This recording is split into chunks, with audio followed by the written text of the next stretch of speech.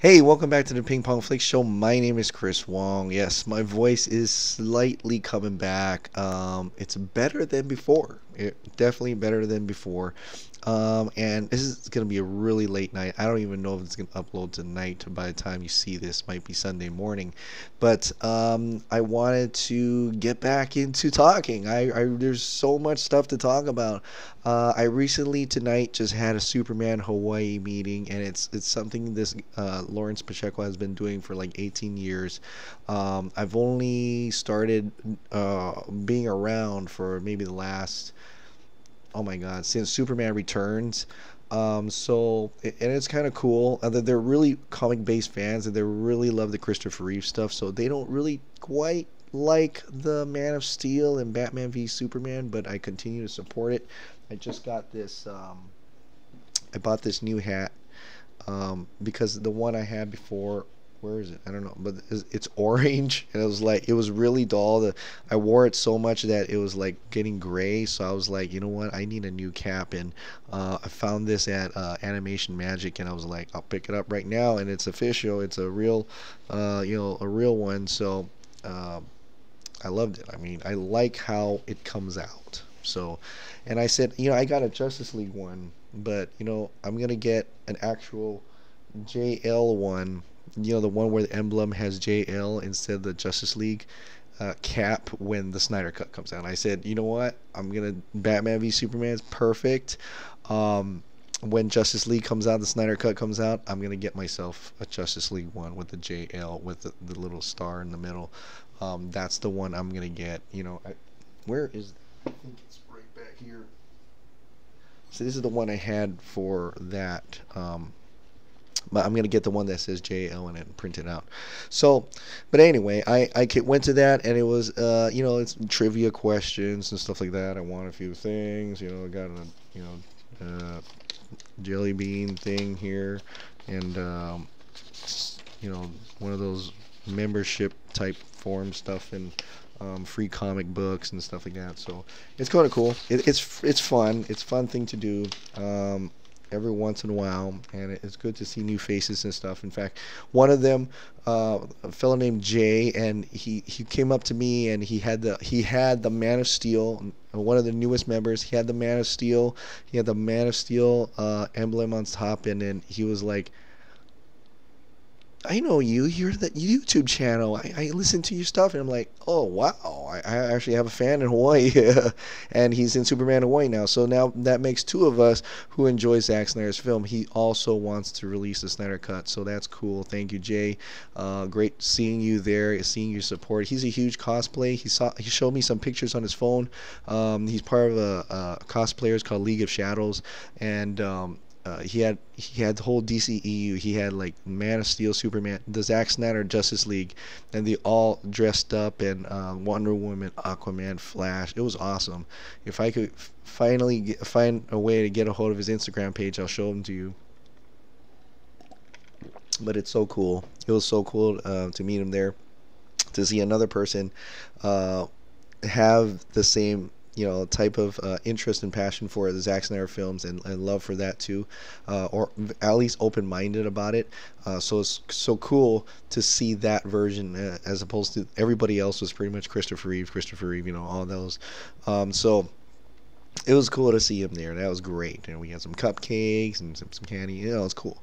But that was Superman Hawaii, and that was today, and I had a lot of fun with that. But I want to move on to a lot of the updates were happening now. I understand there was lots of stuff. It doesn't have to be DCEU. Godzilla is apparently, Michael Dougherty says that Godzilla is going to be at a King of the Monsters. The sequel is going to be at Hall H, so I can't wait for that. Warner Brothers panel, Warner Brothers theatrical pictures. It's going to be 2 hours, 10:30 Pacific Standard Time. So that's what is that? 7:30 my time. I'm going to do a live podcast that day, just so I can talk about it as things come in, and just get it out just 2 hours, boom, right there. Hopefully the podcast holds up. I'm sure it would. So live YouTube, I'm sorry, not podcast, live YouTube. I'm gonna do it right there. It's gonna be fun. Join me if you want to or not, doesn't matter. But I'm definitely gonna do that and check that out. So Godzilla coming out, what? That's awesome. So I can't wait to see that. I can't wait to see a teaser, a trailer. I want to see what the monsters look like. I'm thinking they're just gonna tease the monsters. They're not really show you. They're not gonna play all their cards. Come on, they're not gonna do that. But at least we get to see something and get to talk about something, because it's been pretty quiet on the Godzilla front, right? Pretty quiet. We're gonna have that Godzilla, the new animated sequel to the Planet of the Monsters, coming out on July 18th. I think that's what I saw. So we're gonna actually, I get to see. Oh yeah, I get to see that before San Diego Comic-Con. So that's pretty awesome in itself. Ultraman, they're making Ultraman animated Netflix. I don't know if it's a series or a movie. It's based on that manga they did where Ultraman kind of looks like a robot kind of looking figure. I know this is really late, so I'm probably not going to have any images here to show you, but I just want to, this is like an up-to-date, going up-to-date type video, because I haven't been doing a video yesterday or last night, so I want to make it up for you, now that I'm getting off my cold, and I'm still drinking water to get my voice in gear here, but pardon me for that. And so that's coming out, and I'm very excited about that. I also know about the Gundam Live Action. Oh my God, Sunrise and Legendary co-oping together. That's awesome. That means they're going to make it really true to Gundam. And I think it's the original Gundam, right? It's gonna, Amuro Ray is gonna be in there, and we're gonna have Zeon versus first Earth Federation. We're gonna have that storyline and told, and I can't be more excited about that. Of course, that was a long running series, and I don't know how that's gonna hold up. I don't know how that's gonna hold up. As we know, we've already tried doing that with Dragon Ball, and that didn't quite work out. I know I still have the DVD, but that didn't quite work out. Compiling it onto one movie, unless they're doing multiple movies and planning multiple movies, then that could actually work. But there's a lot there with war, and it's a giant robot movie. I understand that, but if you know Gundam, there's a lot of politics involved in that. There's the casualties of war. There's a lot of deeper stuff within that stuff. So hopefully they will be able to capture that rather than the spectacle of having giant robots on screen, as we've already seen in Pacific Rim. This goes beyond that, and I think it would be really cool to see it more in the lifelike robots as in Pacific Rim 1 rather than Pacific Rim Uprising, which went to the cartoony route. Although I enjoyed that movie, I think Pacific Rim shows a lot of the weight of the monsters and weight of the robots. Of course, there's not monsters in here, but they're going to be robots versus robots, and I want to see that. It may be more Ready Player One Gundam, which I'm fine with, because Gundam has that type of speed later years. I mean, in the original Gundam animated, they seem kind of slower to me. It's not Gundam Wing, right? Gundam Wing's like you whipping them everywhere, but so it's gonna be the original Gundam, the RX-72, and I'm actually very excited about that. I can't fathom that. I know we see it in Ready Player One, but I'm like, that they were able to do that and play off of it because it was a video game, essentially they were playing in a video game. But to transfer that, this is this is live action mobile suits, that's gonna be difficult. But this is after coming off Star Wars and all the technology now with Gypsy Danger. It's real possible, but I can't wait to see what that first footage is. And it's cool to see that even though Pacific Rim Uprising didn't do too well in the box office, that may have been the last Pacific Rim we'll ever get, that there's still more giant robot movies that are coming out. James Wan was working on Robotech, I believe. Was that James Wan? I think it was Robotech or Macross, whatever you want to call it. depending on your country. And Gundam. Now there's Gundam. I mean, I can't believe this is happening. Stuff from our childhood is coming out forth, and it's crazy. It's really crazy, and it's cool because I think because the children, the people who are my age are now the people in the industry. So these are the people or the heads and the CEOs, and they're actually making things from what they're used to. So I think that's crazy. That's awesome, awesome. Now we get to the DCEU, and apparently Birds of Prey is going to be rated R. Yeah, Margot Robbie says it's going to be rated R. And I hope it's not rated R for the sake of rated R, but rather because that means she doesn't have to be so careful about making it PG. She can make the story she wants to make without having to worry about that. And a lot of these good animated DC films are like not rated, meaning they're like they can go violent, they can swear and stuff, and they can go to the depths, not depths, but go to a more wide a range of in the materials. They don't have to worry about pulling it back for whatever reason, and I think that's a good thing. It shows a different type of material, a different type of movies away from the Marvel universe, who is trying to be more kiddie friendly anyway. So I'm glad for that. I'm really glad for that. Also, Birds of Prey rated R is like, I don't think there's gonna be nudity in it. I don't think they're gonna play too much into that, but the crime factor will, people getting hurt and things like that. I think that there could be something there that could be really interesting for that.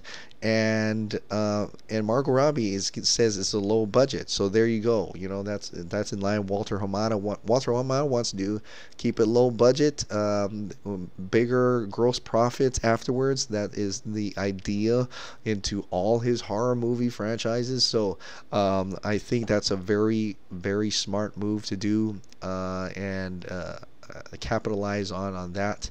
Plus, it's a smaller story, right? It's more Gotham centric, I think. And but the interesting is that Humberto Gonzalez today says that Batgirl is not going to be part of that, even though they said Batgirl was written into both Gotham City Sirens and Birds of Prey scripts. So that is interesting, and it's called Birds of Prey. How can you not have Batgirl unless he meant Oracle? So I'm not sure if he is actually knows what that is, or if the sources that he knows are true, but apparently there's no Batgirl in Birds of Prey. We'll see. I mean, we'll see about that. We know Harley Quinn is a main factor, and they're calling it a Harley Quinn gangster film, so it could be possible it's more Harley Quinn Gotham City Sirens based rather than Birds of Prey, even though they're called it Birds of Prey. So I think there's some clarification needed at the San Diego Comic-Con. Most definitely. So I'm very eager to see what's gonna happen at San Diego Comic-Con, and I want to do more San Diego Comic-Con videos, but I think I'm running out of time. There's a lot of things going on this week in my other business, so there's a show for my business, so I don't know if I'll have time to talk about San Diego Comic-Con, but it's getting quiet. I understand totally. And that usually happens when you have a major show coming up. It gets quiet because they don't want to pull out all their cards now, right? They want to show you the new stuff, the greatest, the latest and greatest at the show, so that people are coming to the show. I mean, why would you stand in line if you already knew about something and you get to see it? That would be a colossal mistake. I mean, a show needs to be big, flashy, new, wait for the show. And that's exactly what San Diego Comic-Con is. And San Diego Comic-Con is in the West, and DC is now in the West. This is really the DC world. New York Comic-Con now is like the Marvel thing, because Marvel Studios is over there. So it's kind of cool to see like the West versus the East in sense. So because I'm a DC fan, West is the way to go, and San Diego Comic-Con is that function. It is the biggest, with 2 hours of Warner Brothers. And I know it's not going to be all DCEU. It's probably going to be half of it, so like 1 hour DC and the other hour for the other stuff.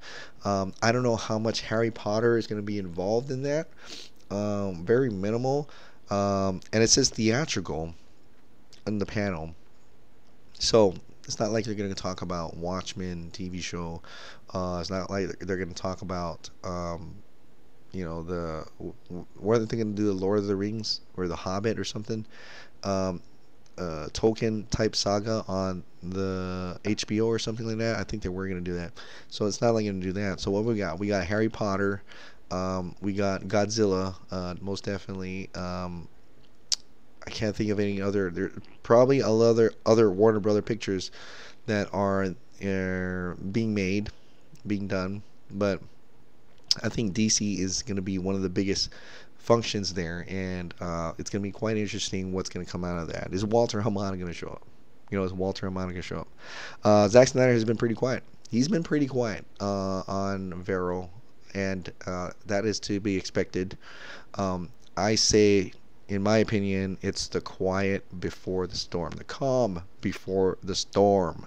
And every day, I just feel like it's getting better and better at getting some type of announcement, or at least a message from Warner Brothers about this Snyder Cut. As we all know, that the Wall Street Journal has been interviewing us. Fiona already has been interviewed. She seems pretty positive and great about that. Our own very own John Aaron Garza said that Zack Snyder had watched the Heroes fight video that he made, and that's awesome that he got to see it, because I was hoping he could get to see that and see how much love and support we have for his films, and how much love and support we want to him to help him get Warner Brothers to release his Snyder Cut. And he seemed very grateful of that, and it seemed very positive in the fact that he feels he maybe, okay, of course, John cannot reveal what he talked about, but it seems like a positive thing. It seems like it's has an effect, and that is good. That's good for us. Although I don't want to get my hopes up. Like I always say, is like, brace for the worst, but hope for the best, and leaning for the hoping for the best. But I'm still gonna have to brace for the worst, because you never know. But I feel optimistic about it, and I'm keeping the faith up, and I'm really feeling good about this Wall Street Journal. I really am. I know there's articles in newspapers that twist words and stuff like that. My very own friends who had interviewed with for Superman Hawaii, when the paper or the article came out, they were twisted their words and stuff like that. Of course, that was a local paper. So Wall Street Journal is a big paper, and from what the things that he wrote before, and I know there's some hit pieces possibly. I haven't looked at everything Ben Fritz has wrote, but I'm feeling good about it. I'm feeling that there's going to be some factual information out of that. And out of that article, it's not just going to be Snyder Cut movement. I think there's going to be possibly a Warner Brothers factor in there. Like, he's not just going to interview us, right? I bet he's interviewing Zack Snyder. I bet he's interviewing maybe Jay Oliva, maybe Warner Brothers themselves, maybe Toby Emmerich, those people. And the one most is that the one question that keeps reoccurring is that the dishonesty question. And I gotta believe that they know themselves they were being dishonest, right? I mean, look at that article from before where he said, I know I'm repeating myself, but where they said things like it's Joss Whedon's only pickup shoots and stuff like that, pickup shots. We all know it's not. I mean, John Doe movie reviews, he's still coming out with stuff that he was looking at. And you saw that one picture where in Star Labs, and you got Wonder Woman, Aquaman, Flash ready to fight somebody, and you're like in Star Labs, and you're like, what was that? What was that about? Like, where did that go? And someone said there's like a laser beam in the background where laser beam damage, and it's like, did Superman wake up at that time, or was it Cyborg that went out of control? Who were they fighting? And so more questions than answers, And John Doe keeps finding more stuff, finding more stuff that Joss Whedon shot instead of Zack Snyder, and it's because they had that. I'm totally not remembering, but the board had said Joss Whedon on Joss Whedon, so he's finding these little clips and pieces from the behind the scenes to show us what Joss shot, what Zack Snyder shot. Someone said Josh shoots digitally, Zack Snyder shoots film, so that's one way to tell which is Josh's shot and which is Zack's shot. So I don't know about that. I mean, I'm not really technical, but I sometimes rely on you, John, to show me what's what. But out of all that, I mean, it's gonna be different. I think it's gonna be a drastically different movie. I mean, it's not in plot wise, sure, it's probably gonna be about the same, but drastically different feel to it. Drastically, hopefully, all the music's there. I gotta say, hopefully, all Junkie XL, but they could borrow Hans Zimmer's score. Hopefully, it's all there, and it's gonna be a drastically different film. I know people who are like, "Why do you want the Snyder Cut? Why wouldn't you want the Snyder Cut? Like, what motivates you to hate on something that you have never seen? What motivates you for trying to stop something that you don't even care to watch? Like, I don't understand that aspect of it. Like, if you don't want to watch it, you don't want to watch it. If someone wants to watch it, why are you stopping them? Like, why are you stopping? It doesn't take $1 out of your pocket, right? It doesn't take anything out of your pocket for this to happen. It does. If you don't like it, doesn't really concern you. And for the people who are kind of watch Joss Whedon, there are a lot of them, even my own folks, who are kind of curious to see what that movie is. Just a bit curious. Like, if it would come out, they'd be like, I want to see what that movie is. And just that curiosity is going to make them watch it. And whether it's good or not, who knows? I'm leaning towards good. But who knows, right? And we won't know until we actually watch it. And I think that curiosity is the key here for people who don't even care to watch it. They're going to be a little bit curious. And for the people who want to watch it, we're going to watch it, and we're going to watch it again and again. And if it's good, we're going to watch it a lot more than, normal people, and if it's in the theaters, holy cow, get me that $100, Batman v Superman card. We keep going back to the theater and watching it, that's the level of appreciation we have for Zack Snyder's films and how much we want to see that cut. And people are like, well, why don't they just release the work in progress? Depends. If they release that, it will be called a work in progress. But if it's Zack Snyder's cut, if it's gonna say director's cut, knowing him, he's a perfectionist. Like James Wan, who didn't want to release that trailer yet until he saw fit that CG was all rendered good. Zack Snyder's a perfectionist. He's not going to want to release something that he won't approve. He's just not going to do that. He wants to make sure it looks fantastic. Okay? He's a perfectionist. He's an artist. He's a creative. And he's going to want to make sure that thing is looking good, before it's released. So I know people are like, I'll just take the work in progress cut. Give me the assembly cut. He's the director name on it, so it's possible if Warner Brothers ever does that, they're just going to call it, assembly cut. But if you want to get the director's cut, the Snyder cut, it's going to be called the director's cut. And only a director approves of that. And Zack Snyder is not going to give you a storyboard movie. He's going to make sure it's done. He's going to make sure it's perfected. So that's what I rather watch. But I'll take that if legal issues comes up and say they can't let a director's cut come out, and we could still fight for a director's cut. But for the most part, that the work in progress cut is what will, like, they can officially kind of release without Zack Snyder's approval in any essence, because Zack Snyder will, in my mind, he won't want us to see an unfinished cut. He's going to try to finish it, unless he already did. Who knows? But and there's some saying to that. I know Batman news came out. See, my voice is still came out and told Jay that you know, 10 months. You know, it takes 10 months to make something put together. You know, or how can a movie come out in 10 months? Joss Whedon cuts came out in 6 months. Yeah, if that movie can come out of theater in 6 months, you can better believe the Snyder cut can be done in seven. You know, the finishing effects can be done in seven. Finished movie can be done in 10. And it may not look as best as great as it possibly could, but you know they released Justice League in 6 months. They pretty much reshot most of all of that. Um, you know, more than we thought.